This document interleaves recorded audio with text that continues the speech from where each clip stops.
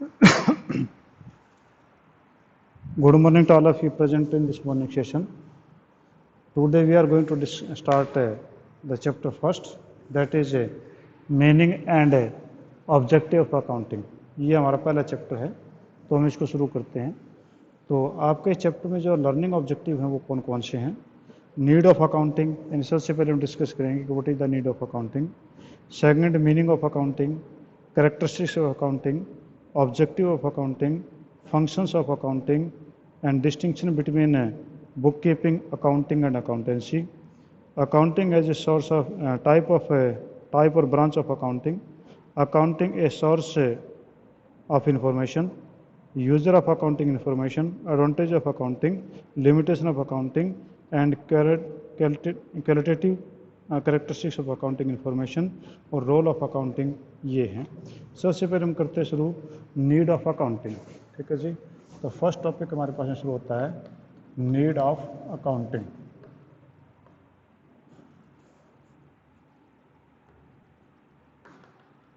Need of accounting यानी accounting की ज़रूरत क्या है। तो ज़रूरत तो अकाउंटिंग की क्या है, सबसे पहले तो बात यही है, कहता है कि हर साल के लास्ट में every businessman want to know कि how much he has gained or how much he has lost during the year, how much capital he has invested at the start of the year, and how much capital is at the end of the year, and how much amount he is liable to pay, and how much amount he will get from his debtors। इसका मतलब ये हुआ कि accounting की need तो ये है कि हर कोई बिजनेसमैन ये जानना चाहता है कि उसने साल के लास्ट में कितना उसको प्रॉफिट हुआ या कितना लॉस हुआ, उसने जो कैपिटल लगाई थी साल के शुरू में लास्ट में कितनी है, और उसने कितने लोगों से पैसा लेना, कितने लोगों को पैसा देना है। तो ये सारी चीज़ जो है वो इन चीज़ों को फाइंड आउट करना चाहता है। और इसके साथ साथ में वो कुछ इन्फॉर्मेशन भी चाहता है जो कि बिजनेस के लिए उसके लिए आगे का ज़रूरी हैं। और इन सभी चीज़ों को पूरा करने के लिए एक सिस्टमेटिक रिकॉर्ड चाहिए, एक सिस्टम से क्या हुआ रिकॉर्ड होना चाहिए जिसके ऊपर विश्वास कर सकें, जिसका पक्का हो कि ये सही हैं। तो इसलिए आपके जो है वो अकाउंटिंग की ज़्यादा ज़रूरत होती है, क्योंकि हर बिजनेसमैन ये चाहता है कि उनको सारी चीज़ें सिस्टम के हिसाब से मिलें। और कहता है कि जब आपके कंप्लीट रिकॉर्ड हर बिजनेस का अगर किया जाता है तो उसमें साल के दौरान कितना माल खरीदा, कितना माल बेचा, कितना माल उन्हें वापस किया था, how much amount of sale return is there, how much amount he has to pay, how much stock is with him, how much expense is there, how much capital expenditure there. Means इतने सारी चीज़ें हैं अगर है। और उसके साथ साथ में आपके जो इनकम टैक्स है, जीएसटी है, उससे रिलेटेड भी चीज़ें जो होती हैं वो भी जानना चाहता है।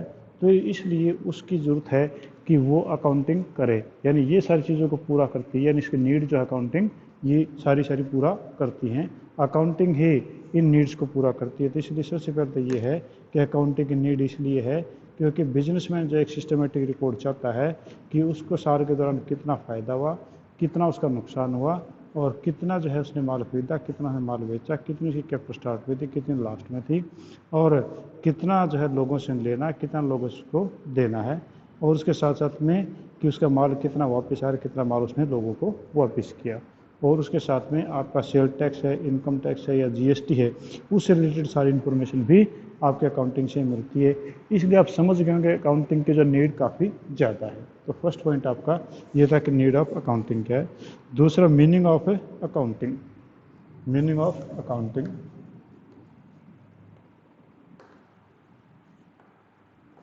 Meaning of accounting. अब अकाउंटिंग का मीनिंग जो है वो मैं आपको कई बार पहले बता चुका हूँ। ठीक है, आज हम इसको और डिस्कस कर लेते हैं कि जो मीनिंग क्या है अकाउंटिंग का वो देखो। तो ये कहते हैं कि accounting is the art of recording, classifying and summarizing. कि accounting is an art of recording,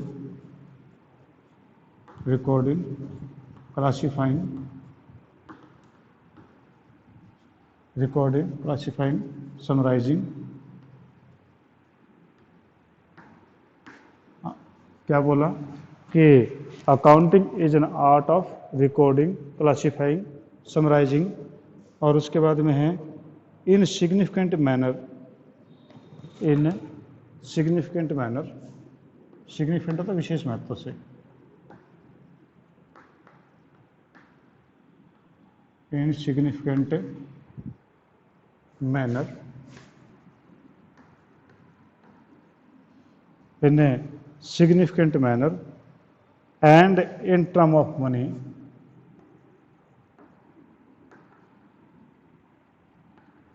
and in term of money, in term of money, transactions and events, transactions and events, transactions and events which are in part at least, which are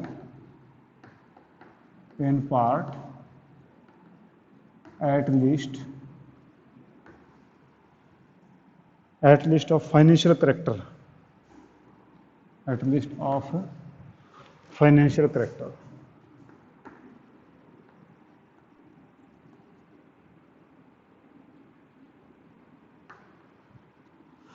Financial character and interpreting the result thereof, and interpreting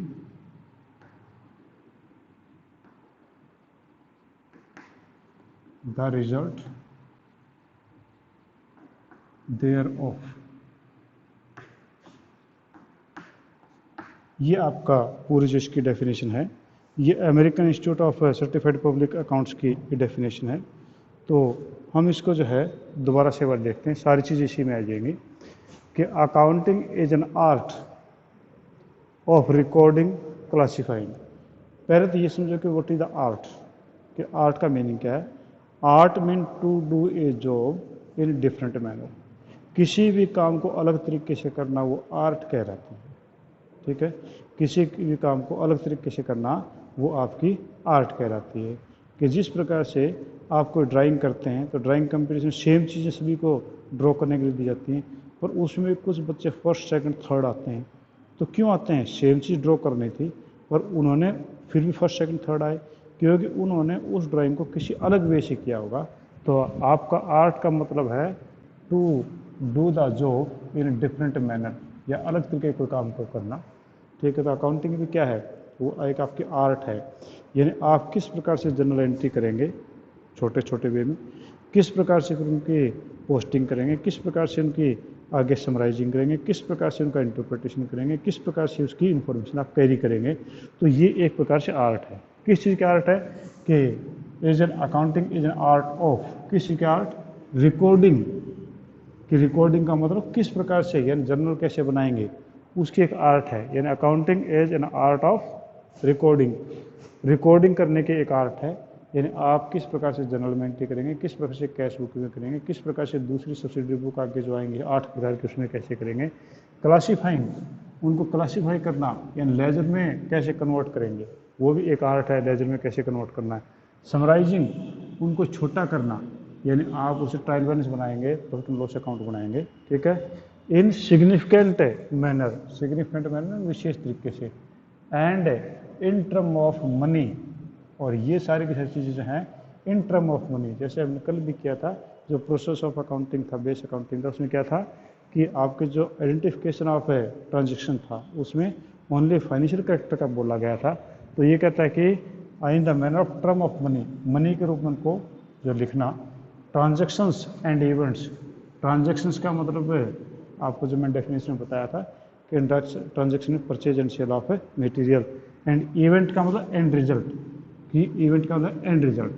ठीक है, तो यानी क्या हुआ अभी तक definition में, अगर हम इतनी डेफिनेशन को देखें तो मीनिंग ऑफ अकाउंटिंग का मतलब हुआ कि अकाउंटिंग इज एन आर्ट, कि एक कला है किस चीज़ का, ऑफ रिकॉर्डिंग, रिकॉर्ड करना, क्लासीफाइंग, समराइजिंग, यानी आपका recording, classifying, summarizing in significant manner, विशेष तरीके से, एंड टर्म ऑफ मनी, पैसों के रूप में, transactions and events which in part at least of a financial character, और जिनका कि कम से कम फाइनेंशियल करेक्टर होता है। And interpreting the results thereof, और उसके बाद में जो रिजल्ट आए हैं उनका इंटरप्रिटेशन, विश्लेषण करना, ये आपका कहलाता है अकाउंटिंग। इसका मतलब यह है कि अकाउंटिंग कुछ छोटी चीज़ नहीं है। Accounting has a wider term, it meaning you can see it has a wider term meaning, means accounting is an art, यानी एक कला है, of recording, classifying, summarizing in significant manner and in term of money, transactions and events which are part, which in part at least of a financial character, जो कम से कम financial character का है, and interpreting the result thereof, और उसके बाद में उनका result को इंटरप्रेट करना। तो ये आपका जो है इसकी डेफिनेशंस थी। ठीक है जी। Any problem to anybody? कोई पूछना चाह रहे हैं इसके बारे में, कोई चीज़ पूछ सकते हैं मेरे से? हाँ जी। नेक्स्ट हम आते हैं characteristics of accounting. Accounting characters इसी डेफिनेशन के ऊपर आपकी हो जाएंगी। तो आपका थर्ड जो टॉपिक है characteristics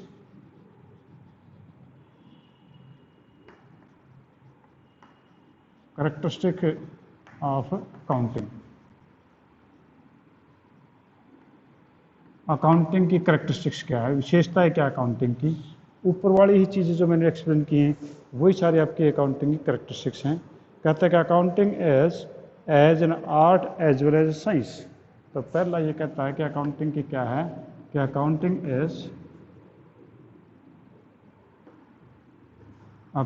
is art as well as science. कि आपकी जो है अकाउंटिंग, ऊपर तो मैंने केवल आर्ट ही बोला था, और अभी आगे कहता है कि कैरेक्टरिस्टिक्स में कि accounting is a art as well as science.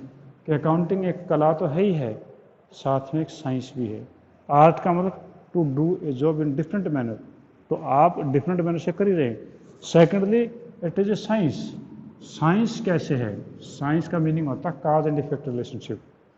Cause and effect relationship, जिस प्रकार से कि आपके आजकल जो मौसम है उसमें नमी बनी हुई है, इसका रीज़न क्या है, कोज क्या है? उसका कोज ये है कि मानसून जो प्रोग्रेस में है, इट मीन्स मानसून आपका हरियाणा में आ चुका है, और उस काज या कांड से इफेक्ट क्या हुआ कि आपके मौसम में नमी आ गई, चिपचिपाहट बढ़ गया है, यानी आपका जो पसीना है वो बार बार आ रहा है। इसी प्रकार से जब आपके यहाँ सर्दियाँ होती हैं तो आपके जम्मू कश्मीर के अंदर उधर बर्फ़ गिरती है, तो उसका इफेक्ट यहाँ आता है। यानी यहाँ जो ठंड है उसका काज क्या है, वो काज आपका बर्फ़ का गिरना, स्नोफॉल है। तो इसका मतलब ये हुआ कि आर्ट का मतलब है किसी काम को अलग तरीके से करना, वो तो आर्ट है। और साइंस का जो मीनिंग है वो कोज एंड इफेक्ट रिलेशनशिप। अब इसके अंदर आपको साइंस कैसे हुई, तो काज एंड इफेक्ट रिलेशनशिप पता है, प्रूव करना पड़ेगा। How we can say it is science. अब देखिए कि अगर कोई ट्रांजेक्शन हुआ तो उसकी जर्नल एंट्री होगी, ठीक है। जर्नल एंट्री होगी तो कल मैंने प्रोसेस में बताया था, नेक्स्ट उसका स्टेप लेजर होगा, यानी जर्नल एंट्री बनेगी तो लेजर बनेगा, लेजर बनेगा तो ट्रायल बैलेंस बनेगा, ट्रायल बैलेंस बनेगा तो आपका फाइनल अकाउंट बनेगा, और फाइनल अकाउंट होगा तो उसमें बैलेंस शीट भी आएगी। इसका क्या हुआ कि एक चीज़ का इफेक्ट दूसरी चीज़ पर पड़ता है, दूसरे का इफेक्ट तीसरी पर पड़ता है। तो इसका मतलब ये आपके आर्ट के साथ साथ में आपकी साइंस भी है। तो आपकी पहली करेक्टरिस्टिक तो ये है कि आपकी ये art as well as science है। Second, recording of financial transactions only, ठीक है। Second is recording of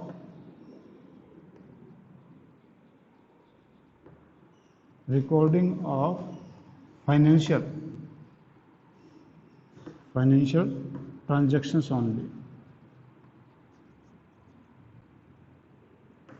transactions only, कि आपका जो भी है इसके अंदर फाइनेंशियल ट्रांजैक्शन को रिकॉर्ड करते हैं हम। बिजनेस के अंदर जो हमारी अकाउंटिंग है उसमें केवल फाइनेंशियल ट्रांजैक्शन को रिकॉर्ड करते हैं, इसमें दूसरे प्रकार की चीज़ों को हम रिकॉर्ड कभी भी नहीं करते हैं। जैसे कल भी हमने एक्सप्लेन किया था कि आइडेंटिफिकेशन ऑफ ट्रांजैक्शन में था कि ओनली फाइनेंशियल नेचर के जो ट्रांजैक्शन हैं that are recorded in books of account. For example, if you have purchased a furniture for ₹10,000, 10,000 का फर्नीचर खरीदा, it means financial nature is there, उसकी रिकॉर्डिंग होगी। और मैंने ये बताया था कि if a quality manager you appointed and by the quality manager, by good managers efforts, your business rise up, तो ये जो राइज अप हुआ है, तो हम जो मैनेजर की जो क्वालिटी है उसको हम बुक्स ऑफ अकाउंट में नहीं लिख सकते, ठीक है। अगर दो मैनेजर्स के बीच में लड़ाई हो गई है और उस लड़ाई के कारण से आपका बिजनेस को लॉस हो रहा है, तो उस लड़ाई को हम नहीं लिख सकते हैं। यानी आपका क्या हुआ कि recording of financial transaction only, कि केवल आपके फाइनेंशियल ट्रांजेक्शन की रिकॉर्डिंग ही हो पाती है, यानी जो फाइनेंशियल नेचर के हैं उन्हीं की ही रिकॉर्डिंग हो पाएगी। थर्ड आपके पास है recording in term of money, recording in term of money, recording in term of money, यानी आपकी जो रिकॉर्डिंग होगी वो इन टर्म ऑफ मनी होगी। हमने ये तो मान लिया कि when we purchase the furniture, तो फर्नीचर उन्हें खरीदा तो ठीक है फाइनेंशियल नेचर का है, but value should be fixed, उसकी वैल्यू जो है हमें पता होनी चाहिए। कि अगर आप ये कहें कि we have purchase 20 chairs and 10 tables, ठीक है, और उसका मनी कुछ दे ही नहीं रखा, it can not be recorded, because only money recording and term of money only. क्या पैसे फर्नीचर हमारे लिए कुछ महत्व नहीं है, उसकी कीमत क्या है वो देखेंगे। अगर ये कहे कि वी हैव परचेज्ड 20 चेयर्स और रुपीज़ 4000, अब इसकी ट्रांजैक्शन की एंट्री हो सकती है, क्योंकि यहाँ पर आपका जो मनी के टर्म में आ गई चीज़ें, तो ये आपकी जो है रिकॉर्डिंग जो होगी, तो वो आपकी जो फर्नीचर जो है, furniture account debit to cash 4000 आपकी जनरल एंट्री बन जाएगी। तो यहाँ पर इन टर्म ऑफ मनी आपका ट्रांजेक्शन होना चाहिए। नेक्स्ट ये कह रहा है कि आपका क्लासीफाइंग, आपका जो है नेक्स्ट है क्लासीफाइंग। अब उसमें जो एक छोटा पॉइंट और था कि अगर स्मॉल बिजनेसेस हैं तो उसमें आपकी सारी की सारी चीज़ जो है वो जर्नल में एंट्री कर ली जाती हैं, यानी जो रिकॉर्डिंग है वो आपकी, अगर छोटा बिजनेस है, if it is a small business, all the transactions are recorded in a journal, एक जर्नल में रिकॉर्ड कर लेते हैं। मान लो दिन में 10, 20 या 50 ट्रांजेक्शन होती हैं, we will record all the things in the journal only, means no need to keep other books. If your business is a big one or its size is big, in that case you have to keep many of the other subsidiary book, just like cash book, purchase book, sale book, purchase return book, sale return book, BR book, BP book। वो हम आगे भी, पहले मैंने बताया था, अभी भी बता रहा हूँ और आगे बताएंगे। तो वो जो है आपकी वो भी हमें मेंटेन करनी पड़ती है। तो रिकॉर्डिंग का लिए जो है आपके दो तरीके हैं, एक अगर छोटा बिजनेस है तो केवल जर्नल में एंट्री कर देंगे, और अगर आपका बिजनेस जब बड़ा है तो उस हालत में आप फिर दूसरी सब्सिडरी बुक से आप बनाएंगे। नेक्स्ट इज आपका करेक्टरिस्टिक्स है क्लासीफाइंग, क्लासीफाइंग, क्लासीफाइंग, क्लासीफाइंग मतलब बंटवारा करना। आपके क्लासीफाइंग अगर हम बात करें तो क्लासीफाई होता है किस बांट देना किसी चीज़ को, कि आपका जिस प्रकार से आपने जनरल एंट्रीज की, मान लो कि राम के नाम की 50 एंट्रियां हैं, आप 50 एंट्रियों को एक जगह राम राम की एंट्रियाँ एक ही जगह इकट्ठी कर दो, ठीक है। जैसे मैंने आपको डेफिनेशन बताई थी कि अकाउंट का मतलब होता है कि to record all the transactions added, all the transactions recorded, added, subtracted at one place related to a firm, person और a company, कि किसी फर्म, पर्सन या किसी कंपनी से रिलेटेड सभी ट्रांजेक्शन्स को, सभी लेन देन को एक जगह रिकॉर्ड करना, वो आपका अकाउंट कहलाता है। उस अकाउंट को हम बोलते हैं क्लासीफाइंग, यानी उसी को हम अकाउंट को क्लासीफाइंग बोलेंगे। अब यहाँ पर जो टी शेप अकाउंट में मैंने आपको ऐसे बताया था कि ये टी शेप अकाउंट है, ये राम का अकाउंट है, तो राम की सभी डेबिट के एंट्री साइड में डाल देंगे, क्रेडिट के एंट्री साइड में डाल देंगे, और लास्ट में बैलेंस सीडी और बैलेंस सीडी बराबर कर देंगे, जैसा कि हम कैश बुक के अंदर करते थे कि related to cash all the transaction were recorded at one place, that was classifying. तो ये आपका क्लासीफाइंग है। Next is that is summarising, next is summarising.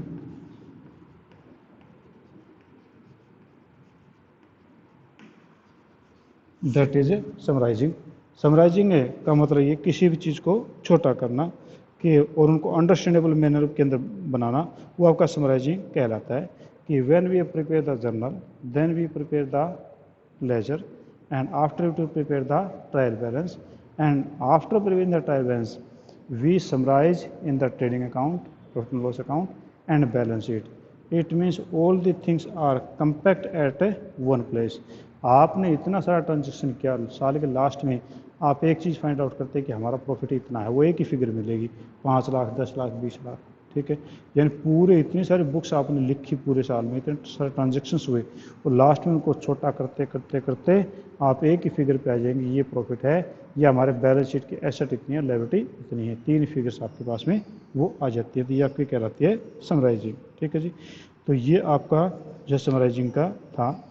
और उसके बाद में आपका interpretation of result, interpretation of result.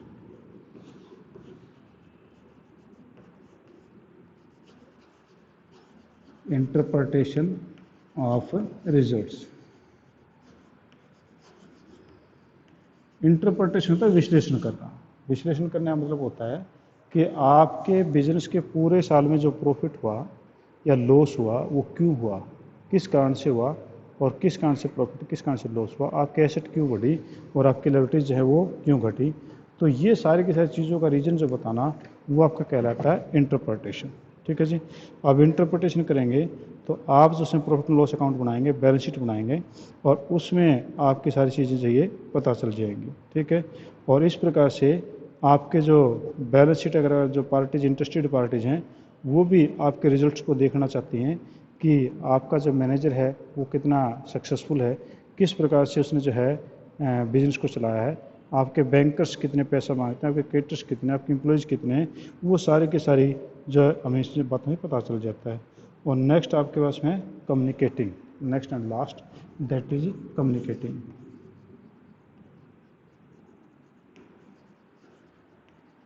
That is communicating.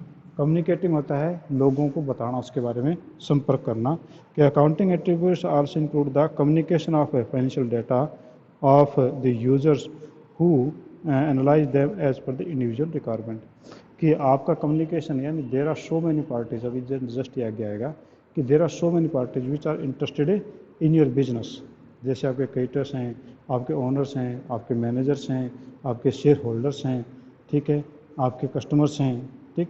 All these are the interested parties, और उन इंटरेस्टेड पार्टीज को कम्युनिकेशन करना, ये भी आपके अकाउंटिंग के करेक्टरिस्टिक्स होती है। तो आपके पास जो मेन जो है वो आपके पास में ये 7 प्रकार की आपकी जो करेक्टरिस्टिक्स हैं। पहला, accounting is art as well as science, कि अकाउंटिंग एक आर्ट भी है और एक आपकी साइंस भी है। दूसरा, recording of financial transaction only, कि इसमें केवल फाइनेंशियल ट्रांजेक्शन को ही रिकॉर्ड करते हैं, यानी हम बिना फाइनेंस के, यानी कोई लड़ाई झगड़ा उसको रिकॉर्ड नहीं कर सकते हैं। Recording in term of money, अगर कोई फाइनेंशियल नेचर का है और उसकी कीमत पता नहीं तो हम उसको रिकॉर्ड नहीं कर सकते, यानी कीमत उसकी पता होनी चाहिए, जिसके मेज और कुर्सियों जैसे एग्जाम्पल है। क्लासीफाइंग, उसके बाद रिकॉर्डिंग करने के बाद, रिकॉर्डिंग में आपकी अगर छोटा बिजनेस है तो जर्नल में करेंगे, और अगर बड़ा बिजनेस है तो उसके सब्सिडरी बुक्स में करेंगे।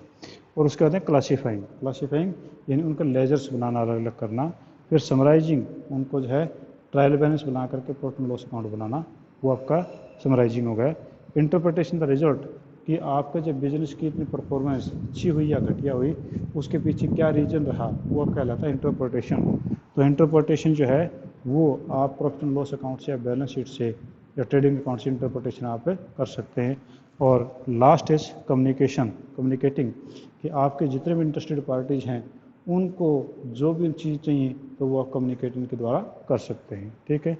तो ये आपके पास में थे इसकी करेक्टरिस्टिक्स। और इससे पहले जो है आपके एक प्रोसेस ऑफ अकाउंटिंग या अकाउंटिंग साइकिल जो है, एक पॉइंट बीच में और है। तो अकाउंटिंग साइकिल हालांकि हम कई बार डिस्कस कर चुके, ड्रा भी कर चुका हूँ, मैं वो आपको एक बार बता देता हूँ कि अकाउंटिंग साइकिल जो वो किस प्रकार से होता है। साइकिल अकाउंट, आपने साइकिल का पहिया देखा होगा, मोटरसाइकिल का पहिया देखा होगा, आप उसमें कहीं ये नहीं बता सकते कि शुरू कहाँ हुआ और ख़त्म कहाँ हुआ, ठीक है। अब जहाँ से शुरू हुआ वो वैसे राउंड लगा करके वहीं आ जाएगा, यानी कहीं पर ख़त्म और शुरू होने का कोई पता नहीं चलता है। तो उसी प्रकार से अकाउंटिंग साइकिल है, पर ये जरूर है कहीं से शुरू हुआ कहीं ख़त्म हुआ, तो उसके दौरान एक जगह है उसने ज़रूर मापी, उस पहिए ने उसे व्हील ने एक जगह ज़रूर मापी है। इसी प्रकार से आपका यहाँ पर भी एक अकाउंटिंग साइकिल जो है वो ऐसा बनाया जाता है, इसको अकाउंटिंग साइकिल हम बोलते हैं। तो सबसे पहले आपके पास में है जी transaction.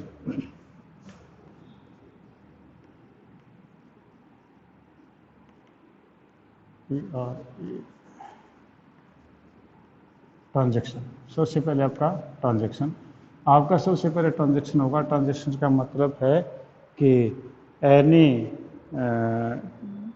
Type any change in the financial position of the business, ठीक है, that is called as transaction. कि आपके जो है बिजनेस के फाइनेंशियल पोजीशन में कोई चेंज कर दे, वो आपकी ट्रांजेक्शन कहलाती है।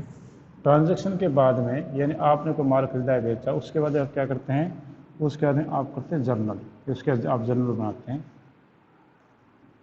आप उससे जर्नल तैयार करते हैं, ठीक है। और ये तो है छोटे बिजनेस में, जैसे मैंने बताया था ना कि रिकॉर्डिंग में आपके छोटे बिजनेस में आपका जर्नल होता है। और अगर बड़े बिजनेसेस हैं तो जर्नल के अलावा आपके कुछ और बुक्स भी होती हैं। वो कौन सी, वो आपकी कैश बुक, जो हमने अभी 2 दिन पहले ख़त्म की है, cash book, purchase book, purchase book, purchase return book,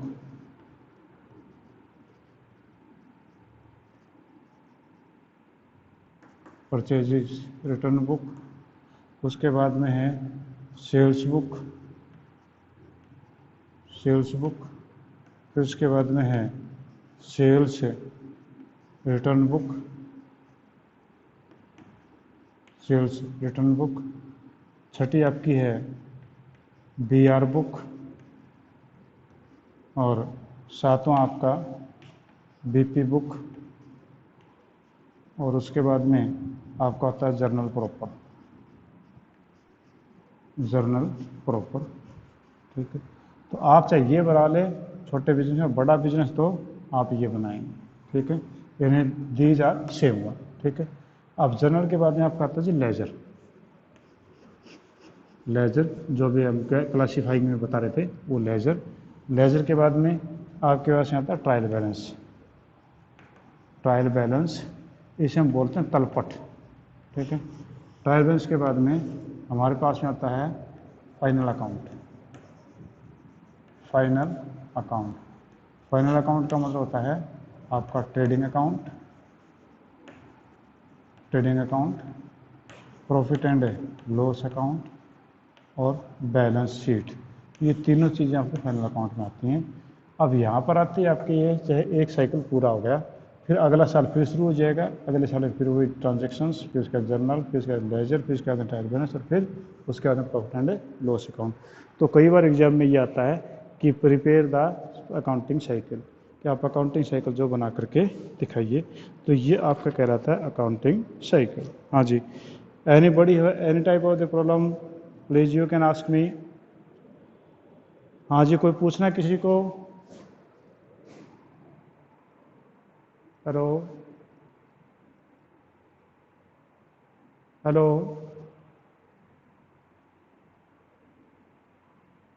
Kanishka पूछ रहा है मेरे से कुछ, कुछ पूछना था आपको? ये आपको दिख रहा था क्या बोर्ड में? जो मुझे लगा बोर्ड नहीं दिख रहा था आपको। दिख रहा था क्या? पता है बोर्ड छोटा दिखाई दे रहा था मेरे को इसमें, तो मैंने अभी संभाला इसको, कैमरे को। पूरा दिखाई दे रहा था आपको?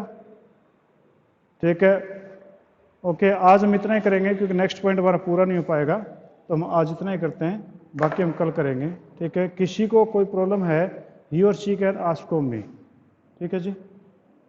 किसी को नहीं पूछना कुछ? चलो ठीक है जी, thank you, have a nice day. कल फिर परसों फिर मिलते हैं मंडे को।